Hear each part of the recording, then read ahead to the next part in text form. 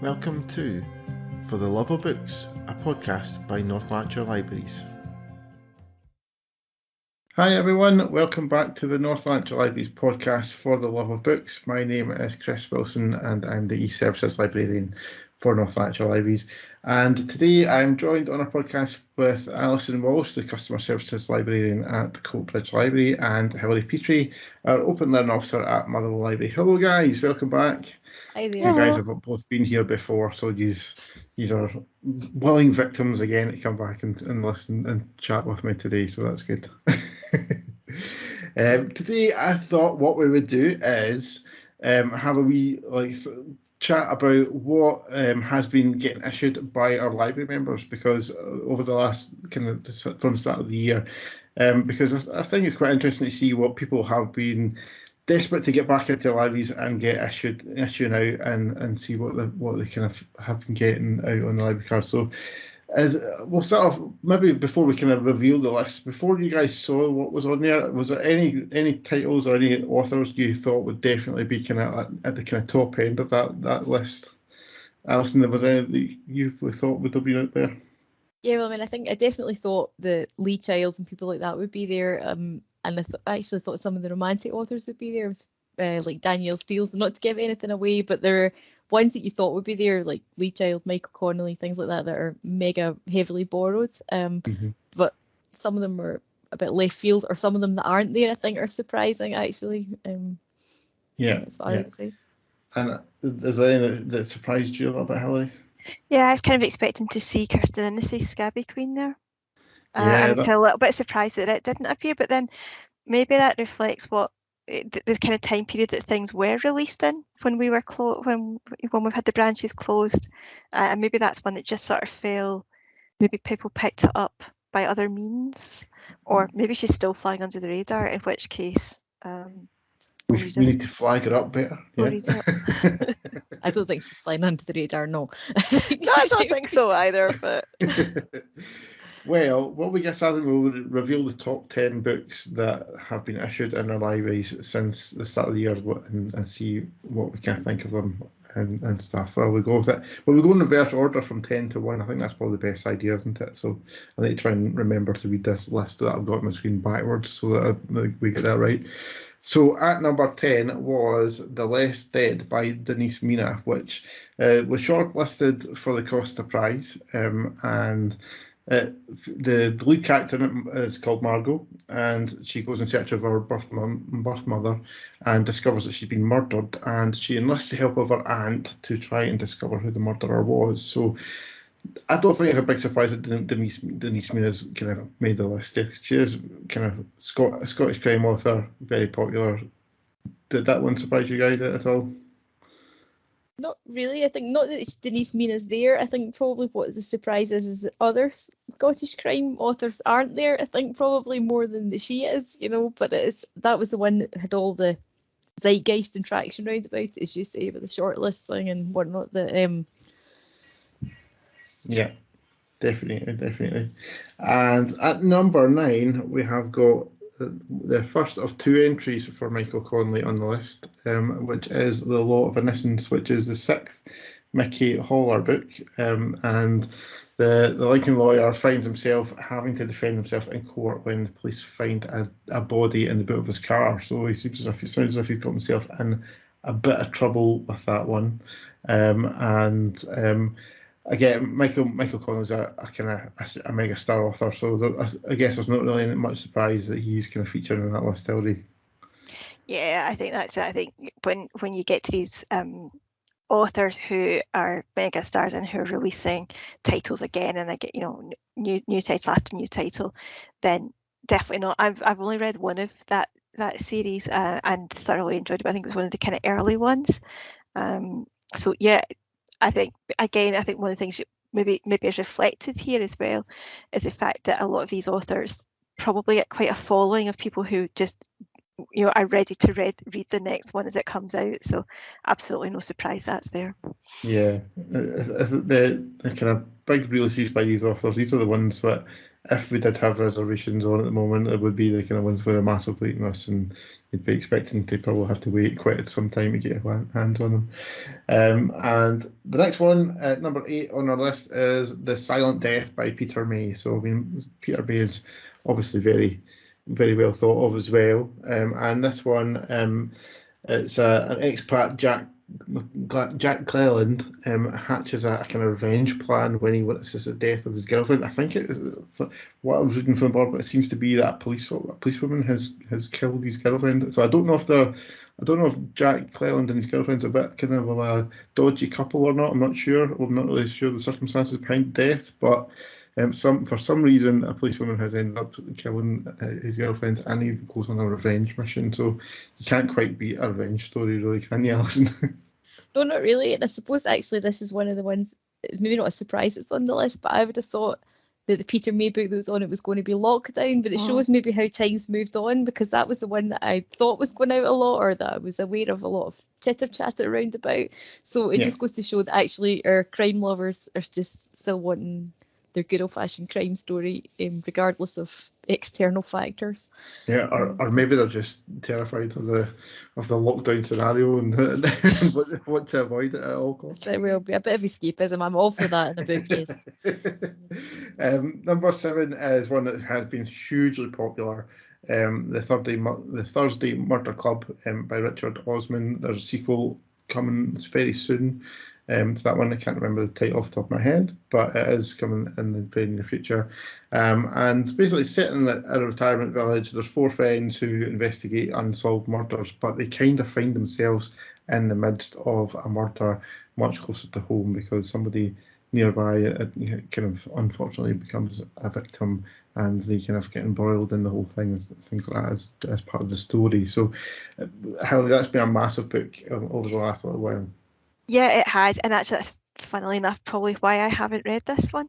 I'm one of these readers who sometimes is, when something gets really hyped, and I really quite like the sound of it, is really tentative about actually going to read it, because I don't want to not like it. Yeah. I'm kind of like sort of put off slightly by that. So that's one that it's not quite made it to the to read pile yet, but it's in the gravitating towards it for me. Yeah. It sort of strikes me as a kind of Miss Marple kind of style, but with a heck of a lot more humour. I'm not having read it, can't tell you if that's exactly what it is, but just the characterisation in it and the fact that Richard Osman has written it, I'm expecting a heck of a lot of humour. But with this kind of stereotypical older characters in it. Yeah.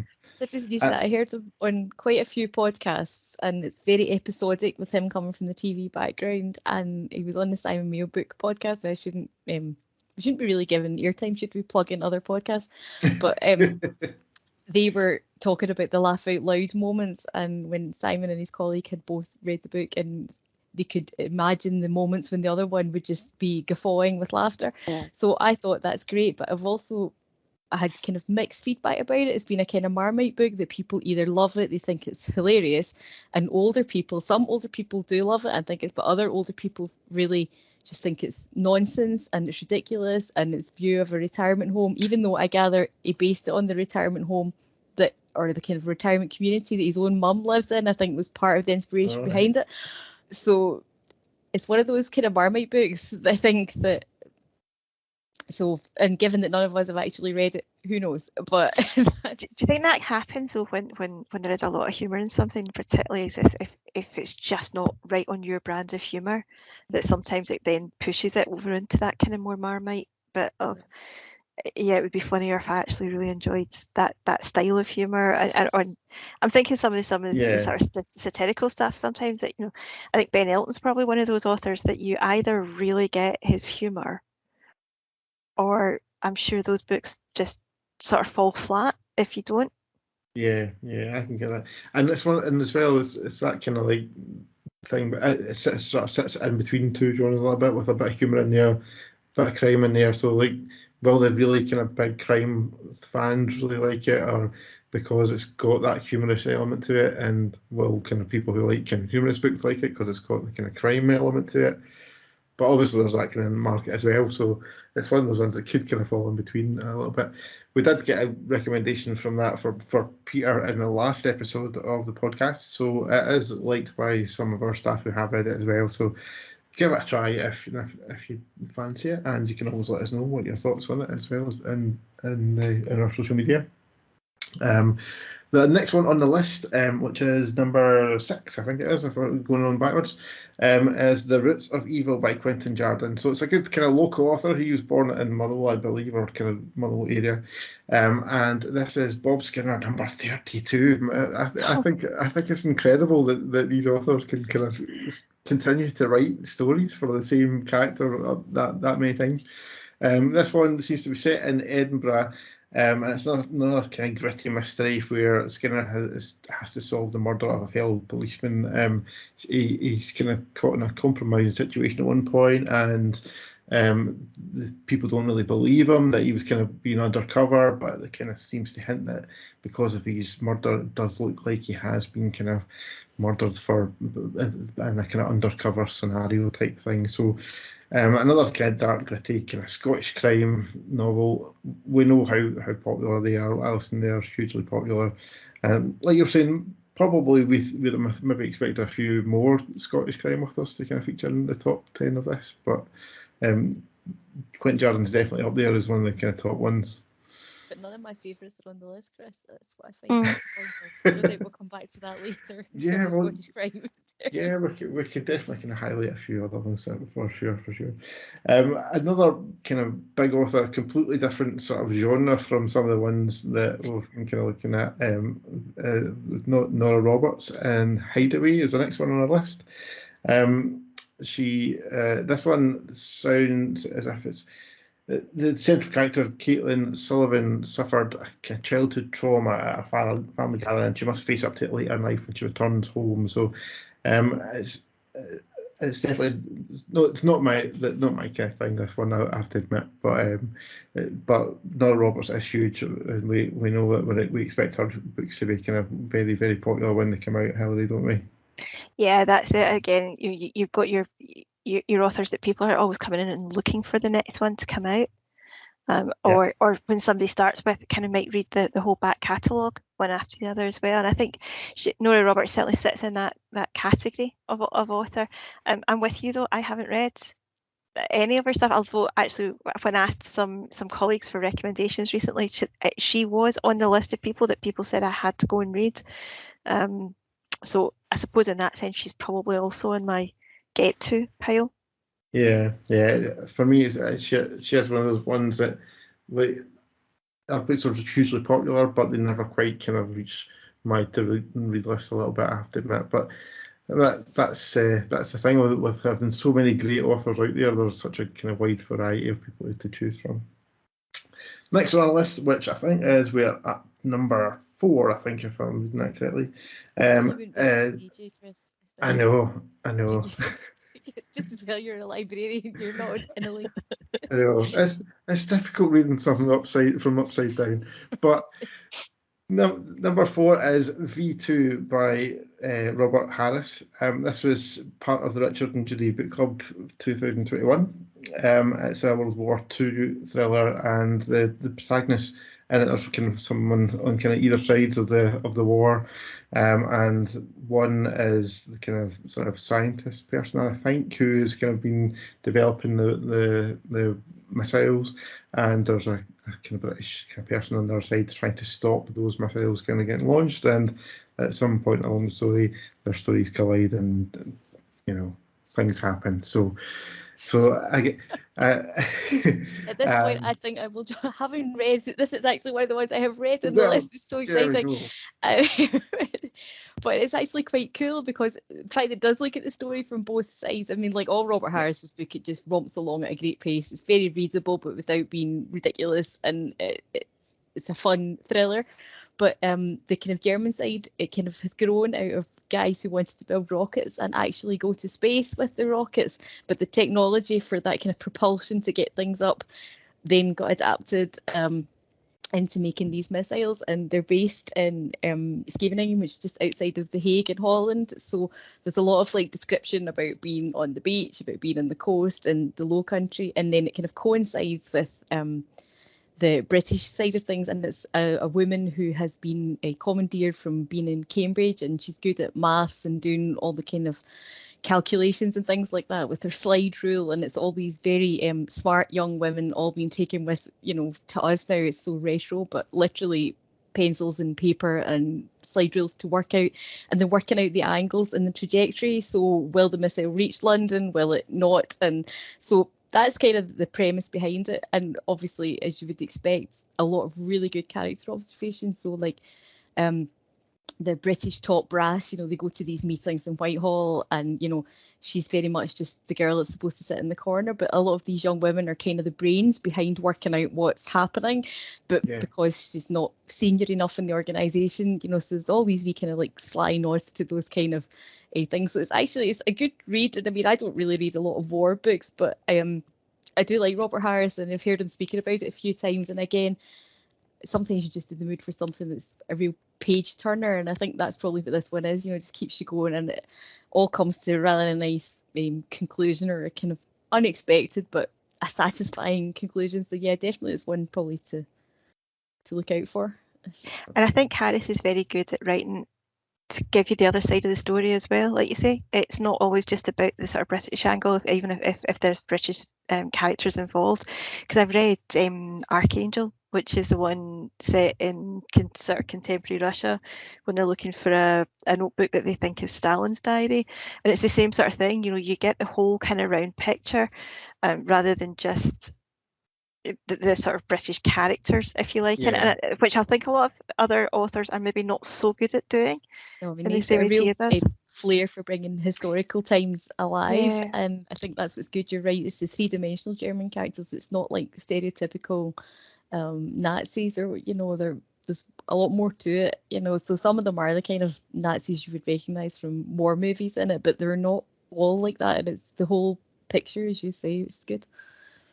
Fantastic, and it's good. I quite like the fact that a historical fiction novel managed to make the list as well, because sometimes these things do get dominated a bit by crime fiction, so it's kind of nice that something a wee bit different's got on there. Next on our list, so we're into the top three, and we are at Fair Warning by Michael Connolly. So this is the second Michael Connolly book to make the list, and the character in this one, Jack McAvoy, is a journalist who is well known for being able to kind of finding criminals and things like that, and killers and things like that. And in this book, he gets accused of murder himself and needs to use his kind of skill set of kind of getting to the bottom of crimes and using techniques and things like that the police aren't really kind of allowed to do, to try and find the real killer behind the scenes. So again, Michael Connolly, a massive author, Alison. It's not a big surprise that he's got two big hits on the list. No, I mean, they just go sell like hotcakes, don't they? I mean, that's the thing. You buy your Michael Connolly and it goes. And it's one, if there's an upside to not having requests, is that people actually possibly can come into the library and find that in the shelf, rather than it's gone in a whatever 9-month tour of North Lanarkshire, which can happen sometimes. So that's the kind of upside. But absolutely, Michael Connolly, as soon as I see that on my list of new books to buy for a week, that's a definite one you need for all your branches. Yeah, a definite purchase for sure. And so is the number two on the list as well. And probably the only thing that surprised me about number two on the list is the fact it is just number two on the list rather than number one. Yeah. And it's The Sentinel by Lee Child, which is Jack Reacher number 25. So he's not quite caught up with Bob Skinner just yet, but he'll get there, I'm sure. And this one centres around Jack Reacher visiting a small town in Nashville, which seems to be under a cyber attack. And there's a kind of geeky kind of sidekick person there who Jack Reacher seems to have to protect in the story. So it's just a kind of a typical Jack Reacher, Lee Child thriller, really, isn't it, Hilary? It just, and loads of people love it. Yeah, very much so. And I think as well the fact that he writes these, and he, if remind me if I'm right, it's Jack Reacher that is the film. There's a whole sort of film series from this as well, isn't there? Yeah, there was that was the controversial one because it was Tom Cruise was Jack Reacher, and a lot And of he's the people wrong height. and people don't like him No, as he's Jack the wrong Reacher. height. Jack Reacher's meant to be a big guy and like a Yeah. tough guy, and all of these, and you know, talents that Tom Cruise has. These are not. Height's not one of them. No. No. But like that, and I love this book because I have picked up one or two. I've not read this one yet. I have picked up the odd one of these over the years, and yeah, geeky characters are good. Yeah, Protect these computer people. Absolutely. Yeah, definitely. And is this not the last Jack Reacher that's a Lee Child's going to write it himself? I think he's handing This over one's co-written. Is the co-write as well? Yeah, it's a co-write as well on this. But that's interesting because, like, yeah, well, I mean, I think he in some ways reminds me a wee bit of Eric Lusbader, who again has done some co-writing or writing under other big names as well. And my mind's blanking exactly who he does that for at the moment. But I think that's it. Sometimes the characters in the series become actually bigger than the person who writes it. Yeah. And so, you know, if you pick the people carefully who do it, you can keep that character going on, and the work's being churned out, and continued and not having to kind of come to the end. So he's going to catch Bob Skinner, absolutely. I'm quite sure. And I think it's his brother that's taken over the writing, isn't it? So I'm sure that probably is the very epitome, isn't it, of picking who takes over your story carefully, or maybe not, I suppose. I say that as an only child, possibly picking your brother's not a smart move, I don't know. I think it means that you've got an awful lot of trust in them if he picks it. They've both got a lot of trust in each other, actually, if they're prepared to co-write like that. Yeah. Well, what is Lee Child going to do for himself if he's not writing Jack Reacher books? That's the big question as well. Like, he's going to sit in Wyoming, I think it is, he lives, and drink all those many, many cups that he drinks, something ridiculous, doesn't he? Like 40 cups of coffee a day or something. And but will he need them if he's not writing Jack Reacher books? Well, possibly not. He might not need that extreme levels of stimulation. So let's get on to number one on this, and this is the one that has managed to knock Lee Child off the top spot for us, and it is Shoggy Bane by Douglas Stewart. So it's not probably a great surprise, but I mean this book has been massively successful. It's won tons of awards, and it's also set in Glasgow, which for our kind of readers tends to be a kind of winner straight away as well, with it being fairly local. And Alison, it's just a massive winner in terms of sales, in terms of awards. It's critically acclaimed. Everybody that seems to have read it that I know seems to have thought it's absolutely fantastic. So there's nothing kind of bad to really get to be said about this book at the moment. No, I mean, I don't really think there is anything bad to say about it. I should point out as well that there's a huge chunk of it's actually set in North Lanarkshire, in the kind of thinly veiled description of, I think, Cardown up at Steps. So we have even more of a tangible link, and I know that certainly a lot of our borrowers, and I can't speak for the ones in Steps, but I know a lot of our borrowers, part of their interest has been piqued because Douglas Stewart is local in the kind of really specific sense, and they've come into it now. And I know the last time the three of us did the podcast, we did speak a wee bit about Shoggy Bane then. It's a great book. I must admit it took me a while to get into it, and bits of it at the start actually, it's well observed and certainly easier for how people speak in the west of Scotland, and the dialogue in it, I mean, it's just bang on. But at the start of it, I don't know, I kind of struggled with some of the characterizations or the representation of the city, and I appreciate that some of that's probably because he's written it at a distance, and judging is not maybe the way, but you know, some of the descriptions about people that live in a high flat or people that go to football and get in a taxi, and at the start I thought, I'm not really sure that I'm comfortable with that. But then when the story got going and it got more about actually Shoggy himself, I think I got kind of sucked into that and their family life. And I mean, I have to admit, there are bits of it that really pack this huge emotional punch that you're reading, or it's, you know, when you read a book and something happens and it stays in your head for days and days afterwards, and there's a couple of bits like that. And I mean, round about his mother's drinking or attempts to not drink, and some of the kind of, it stays with you. And not to get into more detail, because there must be people out there that haven't read it yet. We see there you go, Hilary has not read it yet. So not to give you spoiler alerts, but what I will say is I think that there is still through it all a pervading sense of optimism, and I think that's what's and about being able to overcome these difficulties or look for the good within it. So yeah, absolutely, if you've not read it, I would recommend that you do, but I do give you the caveat, despite it's had all of the plaudits, all of the whatever, and I imagine if you live in London or New York or wherever and your life has maybe not been touched by real life shuggies, or that I think probably the three of us probably went to school with people who had lives a bit like Shuggy, or have met people in real life like that, and maybe that's part of it, is we're possibly just a bit too close to it. I don't know. It's interesting that you say that though, because I think one of the things I from the bits I've picked up so far, and it was on my to read pile, and then somebody borrowed it. And I don't have it back yet, so I can't get to it. I hate when people steal books off your to read. And if only you worked somewhere where there was many copies of it that you could read it. I'm leaving them for people to borrow. But I think actually, I don't think you have to be West of Scotland to pick up with characters like this. I do think that actually it carries the kind of style and the character. Now maybe the language problem is a bit more of a barrier, but I think you would find characters like this in New York, in Chicago, in London, in any big city. And yeah, there'll be some parts that are very West of Scotland.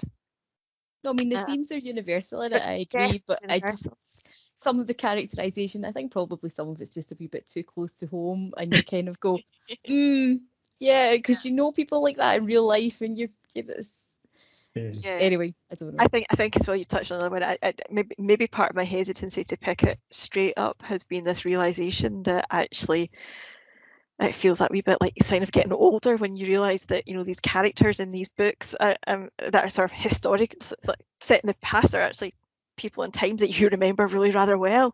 But interestingly, I wonder, Alison, since you've read that one, and I'm guessing from your action earlier on, you've read Scabby Queen.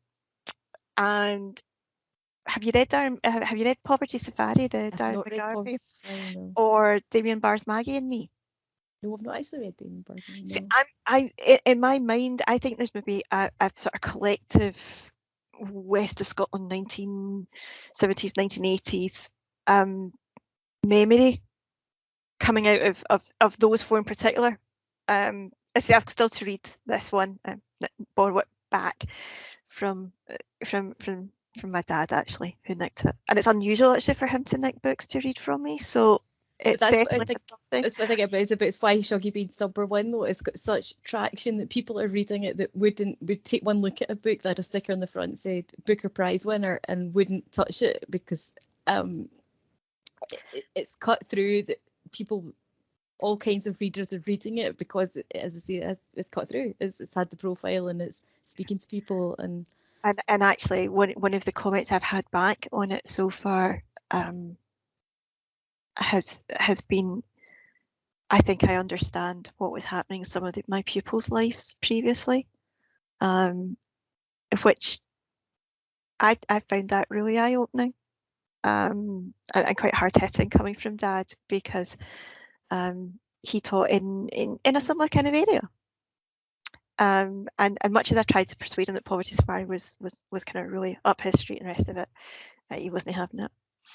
And again, there is a connection through to this one that has obviously just hit him, and he suddenly sort of looked at me and so I said, actually, maybe some of the things we saw, we didn't realise that was happening. So if it does that for people as well, absolutely brilliant. Yeah, it does. It's got, I think, like basically what we've said, that it's got that kind of like local touch to it, and people can kind of really kind of pinpoint kind of connections to it and things like that sort of stuff, and gives them an insight maybe into how people they know how their lives may have kind of kind of developed and things like that sort of stuff as well. So, and Hilary, I love the fact that you threw your dad under the bus as a book thief there as well. It was fantastic. No, I'll throw it up. I'll throw it up. He actually sort of.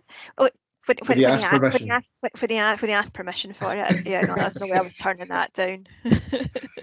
That's okay then. We'll let him off. Yeah.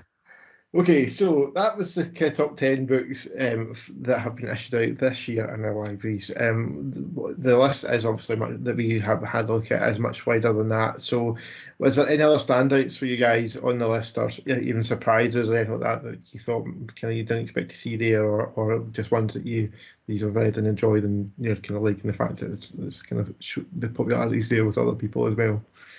Hilary, have anyone stood out to you? I think probably what stood out to me more was a little bit about what wasn't there. Okay. But I don't know if we, can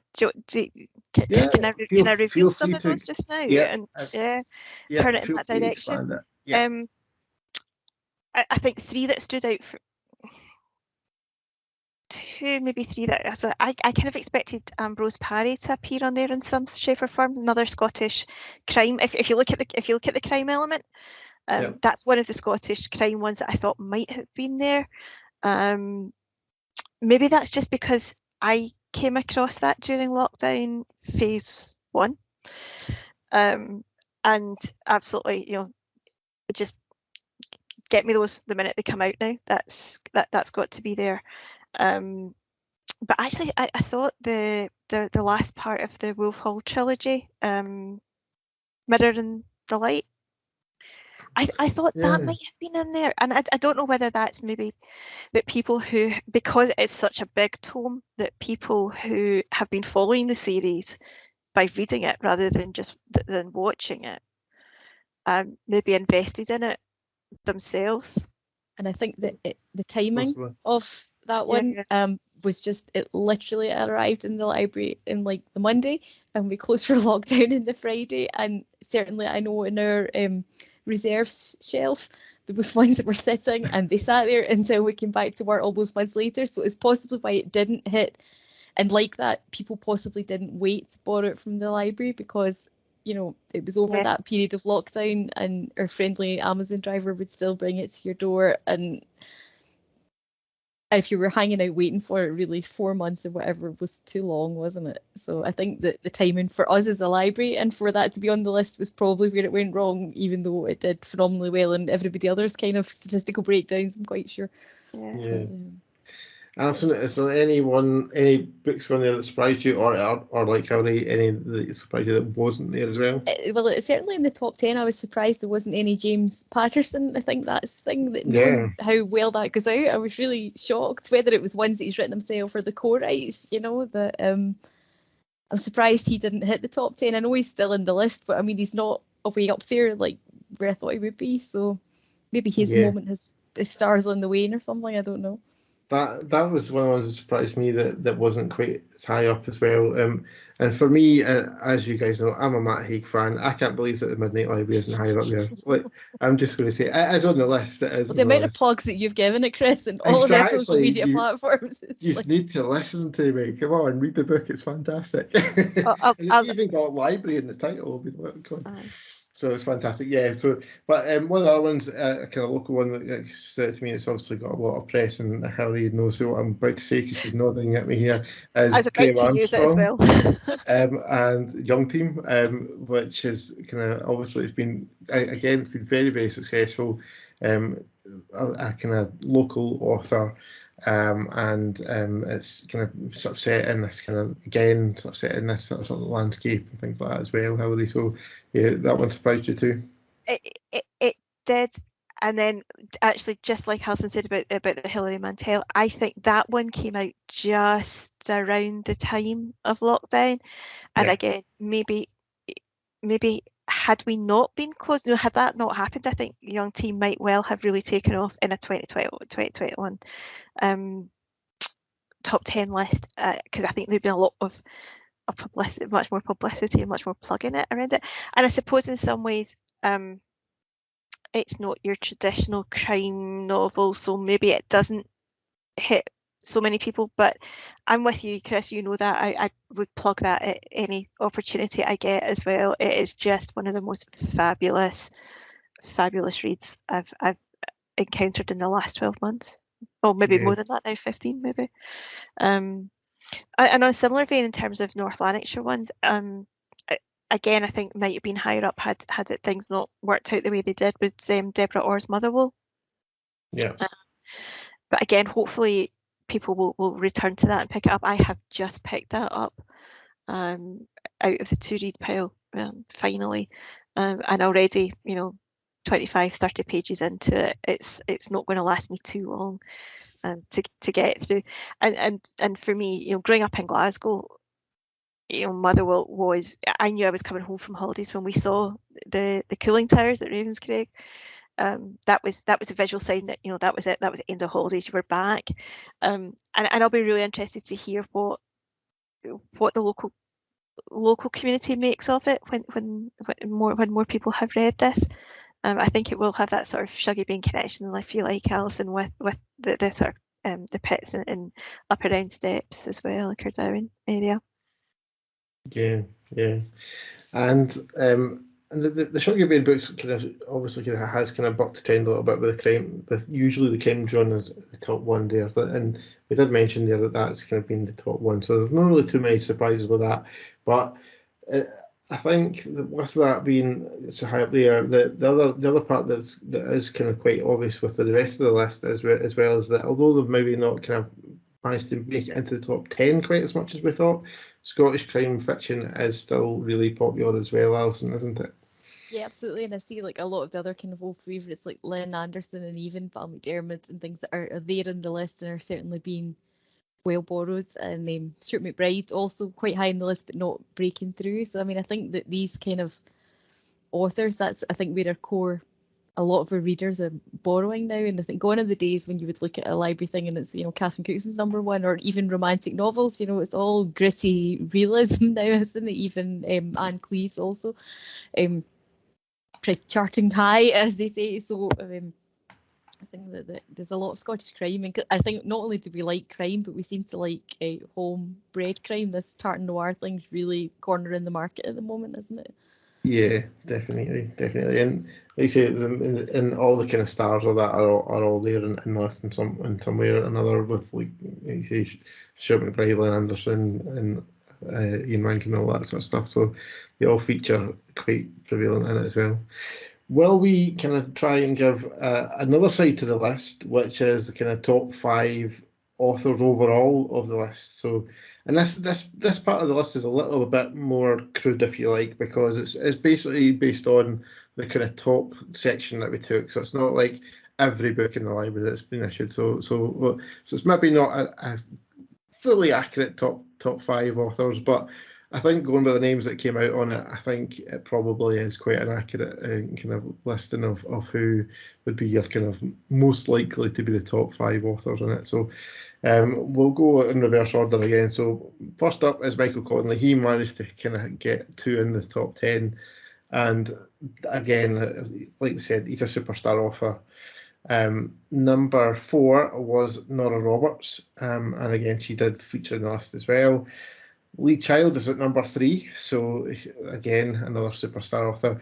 And then the top 2 are actually ones that didn't feature in the top 10 in terms of individual titles, which is quite surprising, but maybe it just might be because of their vast back catalogue of titles that managed to pump them up there. And it is David Baldacci and James Patterson finally features in our list. So he did finally get in there, Alison. I don't even really like James Patterson books. I just was surprised that he wasn't there. Yeah, no, but he is one of those authors, very similar to Lee Child, like in the library sense. When these new books come out, there is always a massive interest and waiting list and things like that sort of thing for him. So it's no great surprise. I think he's also one of the ones who has not writing with his brother or anything, but doing a bit of shared writing,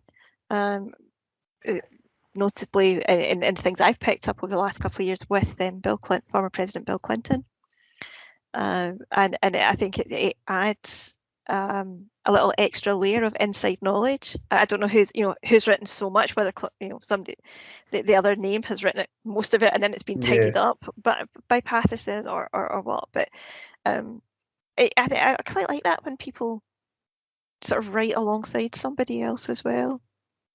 Yeah, it definitely kind of adds a kind of wee interest and to see if how much of like the style changes whenever of the author whenever somebody else is involved in writing it, for sure. And the next thing I thought I would maybe kind of ask you guys about the list is kind of similar to the one before, but that we focused on kind of surprise titles. But rather than the titles themselves, is there any authors on the list that were featured further down that caught your eye that you might want to kind of punt to people and kind of give a bit of recognition to? Alison, did you spot anyone? I knew you were going to ask me that, and I'm like thinking desperately who I was wanting to punt down the list. If I say no, that's really rubbish for your podcast, but even though it's probably true. Do you want me to jump in and give you a chance to refresh? I just think if Hilary's got some ideas, I mean, I think a lot of the list is very. I don't know that on that list, particularly for the authors, is kind of who you think it would be. It's the big romantic authors, it's the big crime authors, it's the big thriller authors. I don't know that it's so. I suppose Janie Godley's on it, which I think is unexpected, holding their own in amongst the many huge names. But I don't know what Hilary thinks of it. Maybe she's coming at it from a different angle. A couple kind of caught my eye of people that are maybe not quite as well known yet, but I think have got potential to become a lot better known. And again, I've punted this one before on podcast appearances, but Alan Parks. In terms of Scottish crime authors, I think he's got a huge future ahead of him.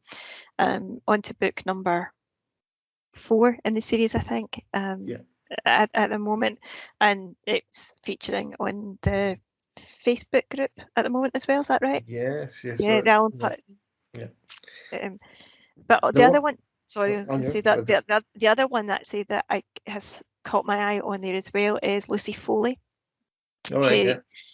Has written a couple of other sort of more, I was going to say mainstream books, that's wrong, sort of more traditional kind of style books, and then turned her hand a wee bit more to crime with the Hunting Party and the Guest List, and again, those are ones that I would absolutely go, if you enjoy the sort of tart noir side of things, go pick them up, go and have a look at those as well.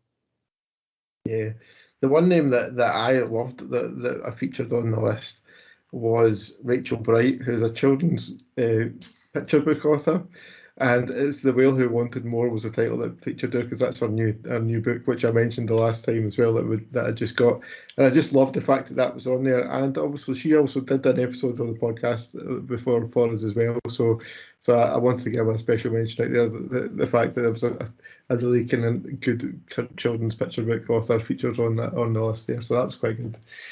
I think we'll kind of sort of start to pull things to a close a little bit, but we can't finish a podcast by finding out a little bit what you guys are reading. Hilary, you mentioned already that you're reading Motherwell at the moment. Is that the only thing you're reading at the moment? Or no, I'm in one of these funny spells where I've got too many things on the go and just can't quite settle on anything. One of the other ones that's there at the moment is Ian Dunt's How to Be a Liberal. British journalist, political journalist and broadcaster, and it's one of these ones again that has been sitting on the to be read pile for the whole year so far. Got it last. It was one of these ones that went on my Christmas list last year, and it's just I don't think I had quite envisaged about just how broad it really is. So I've managed to get through to French Revolution or so. I've gone through the English Civil War, and picked up into the French Revolution now, and I'm really looking forward to getting to the much more kind of modern day end of it, because I kind of think that's what I thought I was going to read. But again, it's just one of these great ones, and very timely at the moment as well. So yeah, it's again, it's hardback and it hurts when I fall asleep with it. So I need to have something paper, lighter, almost lightweight with me at the time as well, so that it doesn't hurt so much, and that's usually paperback. So yeah, picking through those two just now, and I've still got a couple of others sort of spread around, but nothing that has actually quite grabbed me, which means that there's a J.D. Kirk book, again talking Scottish crime writers that are maybe not as well known. I've got a couple of his sitting here as well, and I know that the minute I open that will be a sort of straight read through. So I'm trying to discipline myself into reading something a bit more of these other two first before I let myself do that. Alison, what's on your reading list at the moment? Well, I've recently read a couple of ones that I think are good. One of them is actually on this year's Booker long list, A Town Called Solace by Mary Lawson, and unlike the kind of gritty tartan noir, it's still gritty certainly, but I quite like to read things that are set somewhere completely different, and this is in Canada. It's in rural Ontario, and the central characters left a house by an old lady who, as the novel evolves, he knew when he was a small child, and the novel kind of goes back and forwards in time, and it examines their relationship when he was a young boy, why she felt that she wanted to leave him her house, but it runs in tandem with a kind of local story of the family next door, where the older child has gone missing and how the younger child is dealing with this, and she befriends the gentleman when he moves into the house, and it kind of looks at these dynamics between adults and children, and as I say, back and forth in time. And then the kind of two stories come together over that, and it's one of these novels I think it's quite deceptive in its simplicity. It's quite an easy read. It's not like you read it and it's very, very enjoyable. It's not like worthy literary fiction, but there's enough in it that obviously, as I say, it's made the Booker long list. So people more erudite than me think it obviously has literary value, but it's just even. What I like about books like that is, as I say, it's rural Ontario, it's the winter's coming, it's going to get seriously cold and snowy, it's just completely different from, what we experience, and yeah, obviously in other ways not so much. And another book that was called that I really liked recently was Unsettled Ground by Claire Fuller. Again, I kind of picked it up because of things on the Costa, the Women's Prize shortlist, I think it was on, about two 50-year-old siblings whose mother dies. They're twins, and they're kind of unworldly, and they're kind of out of time and disconnected from our kind of life that's ruled by tech and having bank accounts and having mobile phones and having computers and all of that. And the mum took care of all the worldly aspects of life, and suddenly she's not there, and it's how they deal with all of that, and the kind of the secrets that come to the fore that were kept buried, and it's the nature in it as well, how at one they are with nature, and some of the descriptions in it, and one of the best descriptions in it actually, now it's one of those things I can't get out, you're talking about the magpie and the noise that a magpie makes being like a football rattle. Now I don't know about your garden, but our garden's like full of magpies just now, but these old-fashioned football rattles that go like that, that's just it exactly, because your eye might go, oh, that one, that's the magpie you can hear with that kind of raspy noise, but being able to just get this really pithy phrase, that's why she's a writer and I'm a librarian, isn't it? Because I just can pick the good books rather than make the language come off the page like that. I'm currently going to the kind of other extreme of just reading absolute fluff, a thriller by B.P. Walter called The Dinner Guest, which is quite new, and again it's a debut novel. And I'm only about halfway through it, so I don't know how it's going to transpire, but it's about a character trying to inveigle her way into this really quite affluent couple's life, but there appears to be a past history with one of them, and I think she's out to get her revenge, but how or why she's out to get her revenge is yet to be determined. It's just sheer escapist fluff, but so far it is actually quite a page turner, and yes, you're right, it's one of those ones that I'm reading and then my husband comes up the stairs and I've fallen asleep because I'm reading it for too long in bed. So fortunately it's a paperback, so I've not had any hard incidents. In terms of this is my very last one, I promise, but in terms of the to be read pile, I was quite excited We've also got the new Bernard McClaverty book of short stories that he's written, which is called Blank Pages and Other Stories. And obviously he's like the master of that short form. A couple of years ago now, we had him at Coatbridge Library talking about Midwinter Break, which is one of his more recent novels. I really like his novels. Grace Notes in particular was a favourite of mine. And of course, like many people who are originally from Northern Ireland, he totally has the gift of the gab. And, you know, he came that day, I think, and he charmed us all with these stories. And it just, that narrative ability just leaps off the page as well. So have read a lot of really good reviews of it, and when I went to work the other day, there was a copy in Coatbridge Library ready for me to take home. So if anyone else is looking for it, that's a shame because it's made its way to this house first. But it's short stories, so I shouldn't obviously be theoretically too long with it. So it depends what else gets in the way. But anyway, that's a few recommendations. Fantastic. As you mentioned earlier, Hilary, the Facebook book group is doing Alan Parks' Bobby March Will Live Forever, and that's what I'm trying to read my way through. I'm still suffering a little bit from baby interrupted reading, so I'm not quite kind of getting through things quite as much as what I would like to under normal circumstances. But I think I can be forgiven for that a little bit, hopefully. So, but yeah, that's what I read just now, and it's kind of like the other Alan Parks novels that are already out there, part of a series. Harry McCoy is the police officer in it. It's kind of dark, gritty, 1980s, I think it is, or late 70s. 1970s Glasgow. 1970s Glasgow, and it's kind of just the sort of dark underworld of Glasgow that you kind of disappear into, and the bit that you don't really want to actually know exists really in real life. So I'm looking forward to kind of finding out a little bit more of the story as I get a little bit further into it and going forward. Like the last podcast, we have got a little recommendation from another staff member who is Craig Tobin, the Macmillan project manager, and he has given us a little sound clip to put into our podcast today. So we'll put that in now for you guys to hear.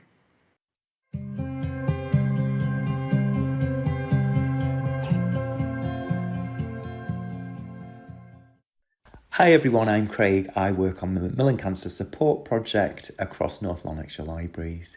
I am here to tell you about a book that I recently finished, which is Andrew O'Hagan's Mayflies, a fantastic, beautiful story that really engrossed me and captured me from the very beginning.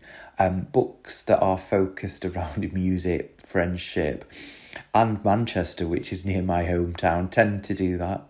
Apparently it's based on a real life friendship, which makes it, all that more enjoyable.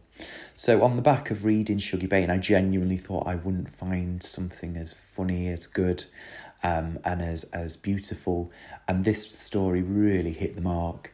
For me, it's really around youth and responsibility, and above all, love and the promises that we make from those early friendships and relationships and carry through, and how that affects our kind of core values.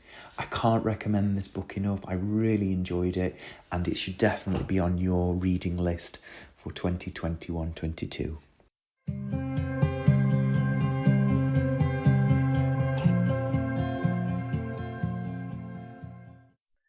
So that's Craig's recommendation for you guys, so do look that up if you fancy it. And that's all for us really for this podcast. A little bit of an update for the library service. We have increased the hours at Airdrie, Cumbernauld, Coatbridge and Wishaw recently. The first three are all back to their pre-COVID hours, and Wishaw almost back to pre-COVID hours. I think it's just missing this Saturday there as well. And our mobile service is also back on the road, which is fantastic. So they are going back and visiting local communities as well, which is fantastic, including a new stop at Steps Primary, while Steps Library is closed due to the building works that's going on there at the moment as well. So you can kind of pop in and visit that, which is fantastic. Like always, you can access the books 24/7 using BorrowBox if you download the app and sign in with your library details. And all the information for that is on our website, so do have a wee look at that and check that out too. But that's all for us really, guys. So if we do want to leave any feedback on the podcast, do use the hashtag FLB podcast, or drop us an email at librarypodcast@northland.gov.uk. But that's really all for us for now, guys. Thanks for listening, and we'll be back again soon. Bye, guys.